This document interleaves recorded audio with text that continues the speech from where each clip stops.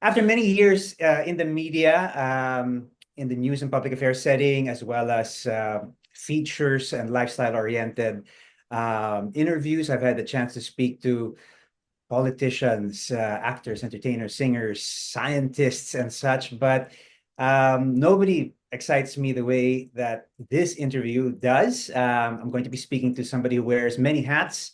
One of them is teacher, or should I say professor, lecturer. He has been an entrepreneur. He has Mm. been no stranger to the corporate setting, COO, CFO, and like I said, an entrepreneur setting up his own production shop, which I've had the pleasure of sharing the experience with him on that.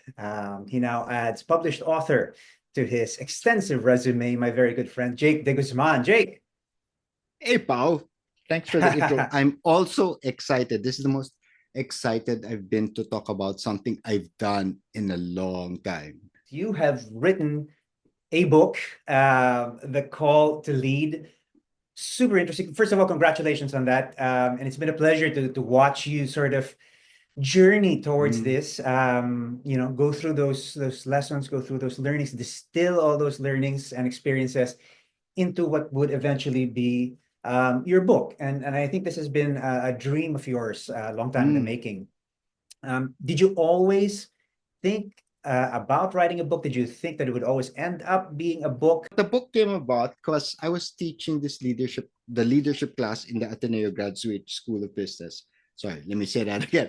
I was teaching a leadership class at the Ateneo Graduate School of Business for 15 years. And then the pandemic happened and I just couldn't teach online. But there was something about the ideas and the thoughts there about this personal calling that appealed to me. When I think about it now, one of the big drivers was big changes in my life.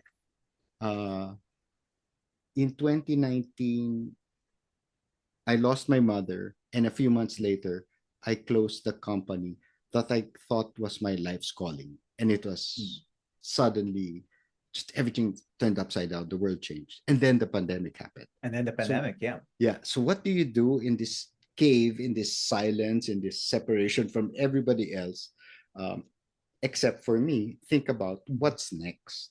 And when I had to think Mhm. about what's next, it actually led me to what has gone on before and this idea of where is my calling, where are my skills, my talents, my passions, where do they fit in the world today, what good can I do with the time and the talents that I have. And I thought Mhm. writing the book would help me answer those questions for myself, but also Mhm. capture all the learnings. Let's get straight to the title. Yeah. What exactly does it mean? That call to lead, what is that? What does it mean? In the larger space, you're talking about something that is deeper than just Yeah. something in the setting of work. Dean Jet Magsaysay, when he introduced the Mm. book and the ideas in the launch, he says the the problem when you ask yourself if you're a leader is that the term leader is a noun. It's a title, it's a position, it's the sense of having arrived. And it seems to, in our context, business world, political world, some public recognition that you have arrived at a point where you're supposed to lead people. He Mhm. goes, that's not what this book is about. This book is about leading this thing inside of, and it happens. Starts with a call, this sense of something inside of you uh, wants to do something. It comes out in different flavors. Like there's a sense of dissatisfaction with the way things are. I mean, life is okay, but in Filipino, it's okay lang. There's Mhm. I wish it could be better. Sometimes I dream of a better country, a better life, a better world, something Mhm. for my Mhm. family, something for my community. And this is just it. I wish this could be better. So sometimes it's a sense of dissatisfaction with the present. And underneath that dissatisfaction is a desire for more. Is there Mhm. more to this? And not Mhm. just this externally in the world, but is there more to my place in it? Like what Mhm. there's a and it's eternal. That's why I say it's a call. It also comes Mm. from, and the understanding of it comes from, for me, the idea of a religious vocation, which is my big, Yeah, deep spiritual background. Um, sure.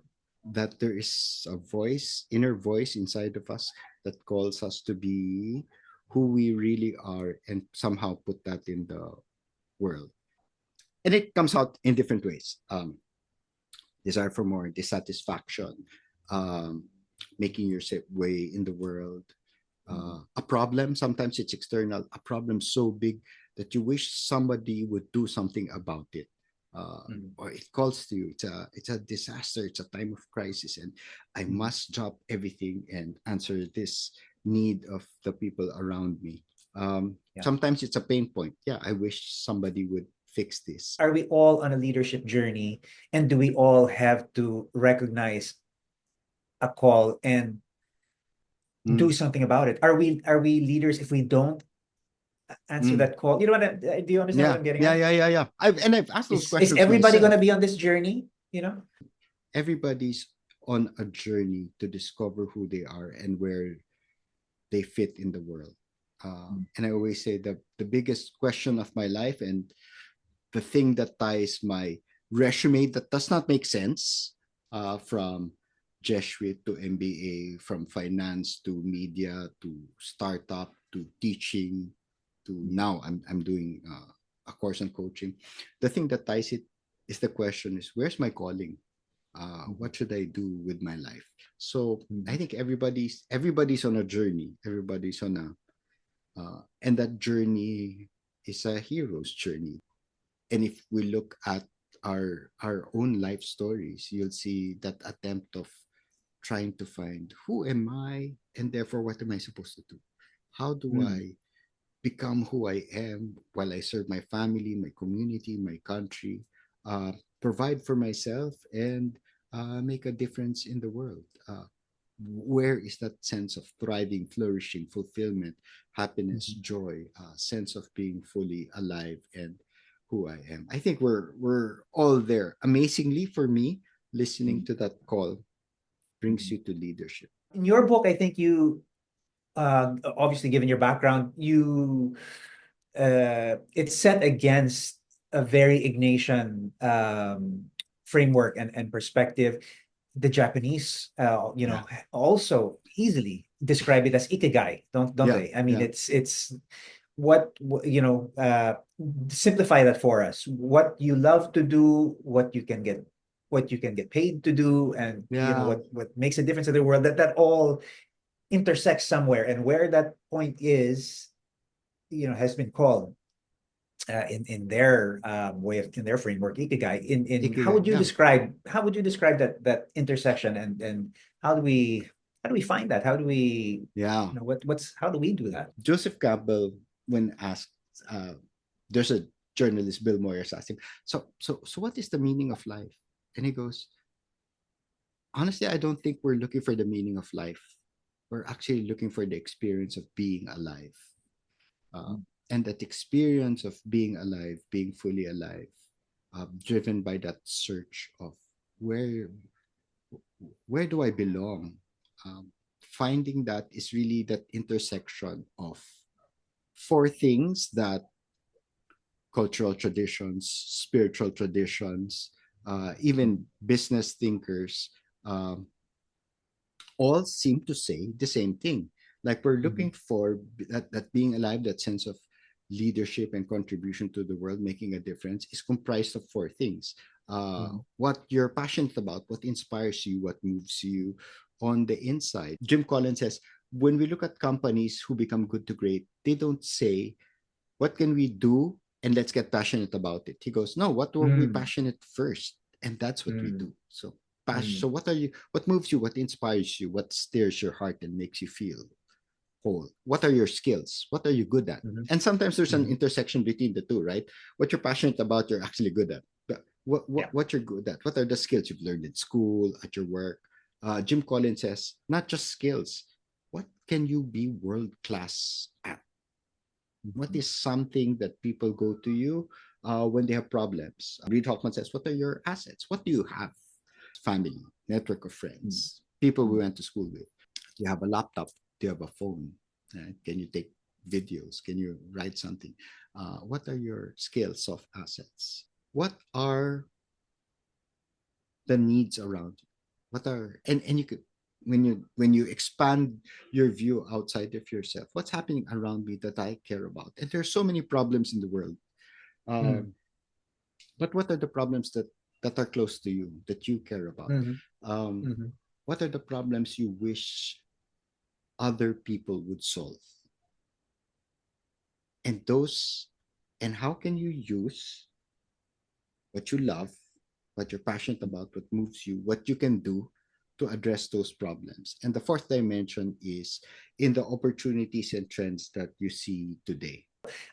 Just I want to speak to a point that you were sort of making. Mm, I think many people who may be feeling a little bit of this calling, who may who may hear it shouting in their ear at this point and feel like, okay, I hear the call, I need to answer it. Does that mean whatever you're doing now, that's not what you're supposed to be doing because you're hearing a greater calling? That may not be the case, diba? yeah, It may not be the it may not case. necessarily be that that you need to drop whatever you're doing Yeah, now and it's time to become a leader. calls are invitations. They're Mhm, never demands.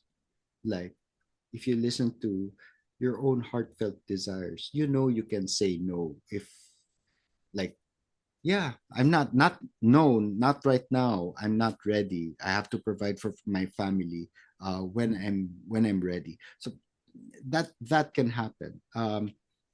What I always tell people is if you feel a heartfelt desire and you're not finding it in your current situation, the first simple answer is what is that heart? Recognize it and then just be able to somehow embody it, live it. Are you using your skills? Are you getting better at your skills? You're good at writing. Are you writing? It doesn't have to. Somebody doesn't have you to pay you to do it, but are you practicing those skills? Because once you start, my experience, the magic is once you start doing all those first things, they start to come together. So the mhm, awareness is important. Like the awareness of my own calling, my own being is important, my own passion. mhm. That I'm inspired by certain things because it matters. I care Right. about certain problems because it matters. I Uh-huh. have these certain skills for some strange reason. And there are opportunities right in front of me where I can Mhm. start just taking the next few steps to put these things together or to answer one of these things. And just that possibility of starting and opening up is very empowering, is very powerful. So far, Mm, we've framed leadership in a very, I don't know, work yeah. and corporate setting. Is there leadership beyond an organizational setting? But sooner or later, when you start,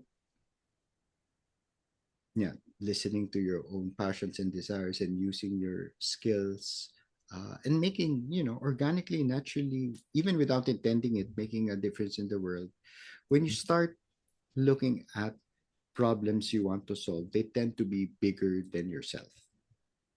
And when the problems are bigger than yourself, sooner or later, you will have to tell people what you want to do and why you want to do it. Sooner or later, you will need people to help you solve this problem you care about, or people will join you because they believe what you believe, or they want to believe what you believe.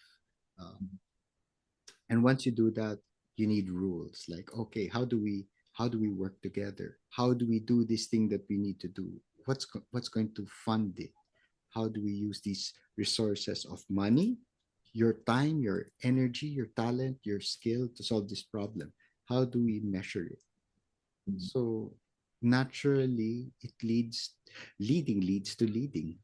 Answering the call to Look lead at that. leads to leading. Uh-huh. Yeah, yeah, yeah. Things to Yeah, remember. yeah. As somebody who consciously takes on the position of leader. The three things Mm, that people who find themselves in a position of leading others, you got to think about. competence, character, and a sense of purpose. Competence. Mm, Do you know how to solve the problems in front of you? And if you don't, mhm, do you know how to address looking for the solutions to the problems? Is mhm, it and for some it's yeah, it's related to the skill that you're good at, or mm, the skill you've learned over your professional career. Competence, character, mm, values, decision making. Are you transparent? Are you predictable? Are you consistent?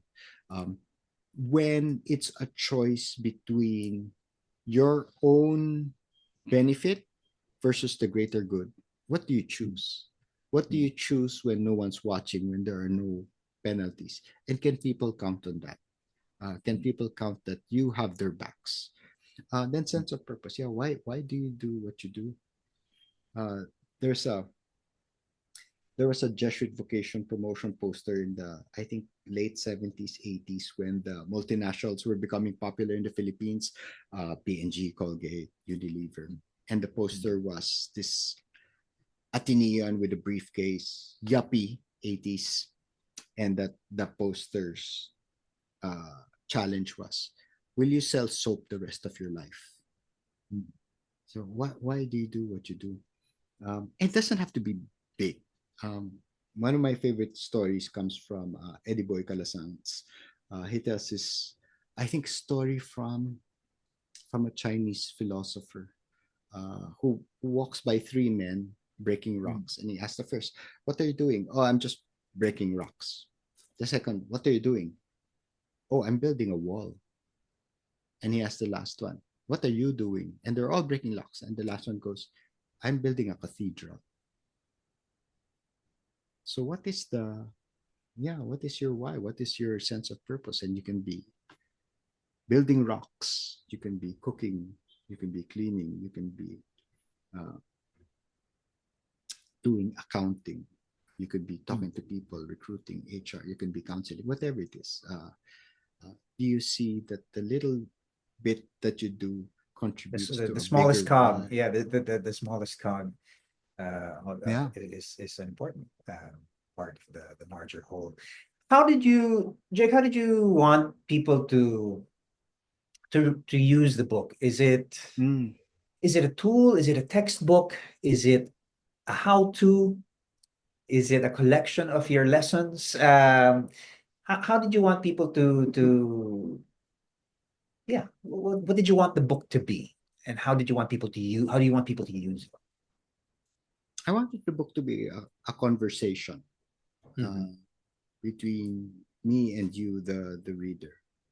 mhm, And it's a conversation of what I found important through the stories of my own stories, the stories of my students, mhm, and an exploration of, oh, what's behind this? What is the logic behind this, and how does it flow? So at a certain point, it's a conversation, but it's also a workbook, a workshop. Can you go through the exercises that sometimes we use in the Ateneo grad school? mhm, And can you journey with it? So keep a journal, go through the exercises, uh, and see what you come up with. And you can journey with the book that way. I don't know about you. Sometimes I go back to movies, YouTube clips, and books, and reread parts that, oh, I remember yeah. I need this. I Yeah, needed to hear this. I was gonna touch on that. I think it's the kind of book where you read it and you go, yeah, okay, great, important lessons. I feel like Mm, that was time well spent reading the book, and I feel like there are amazing lessons that I learned. Put that book away, go about my, yeah, my your life. the Yeah. rest of my life, Yeah. that what I Yeah. do. And at a certain point, you'll reach what I was touching on earlier, these points where you feel challenged, these points where you're from the Mm, crest, you're riding the trough, or mm, it doesn't necessarily even have to be in the valley. You could be at the crest and asking yourself, well, how do I take it up to the next level? And I think you will go back to, you'll remember, oh, that chapter in the book, oh, that lesson that Jake was talking about, oh, that, and you'll go back and you'll read those chapters, those things that you underlined and encircled, and I think it's valuable in that sense. What you find in the book at the time you read it is of value, and I think there are many things there that will be of value on a different level at a later time. It's an awesome book, The Call to Lead, by my very good friend, Jake De Guzman. Where can people find the book? How can they order it? So the books is published by the Ateneo de Manila University Press, and you can get it through their website. They've also got um, online presence in Shopee and Lazada, and you can order from any of those three online, and you can get the physical copy of the book. The ebook is also available at the Ateneo de Manila Press. So for everyone who's not in the Philippines, you can get it through there. Right. Well, for me, there's nothing like having the hard copy, leafing through it. There's just something about leafing through the pages, the smell of paper. It's Yeah. yeah, it's truly something special. I love the book. Like I said, I've known you a long time, and it's nice to know you in this in yet another level and in yet another way. Congratulations on the book, Jake. We can talk more about the book, and I'm sure we will.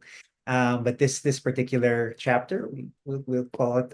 We'll close this particular chapter. It's been a fantastic chat. Don't miss it. The Call to Lead. Look it up from Jake De Guzman. Jake, thank you so much for your time.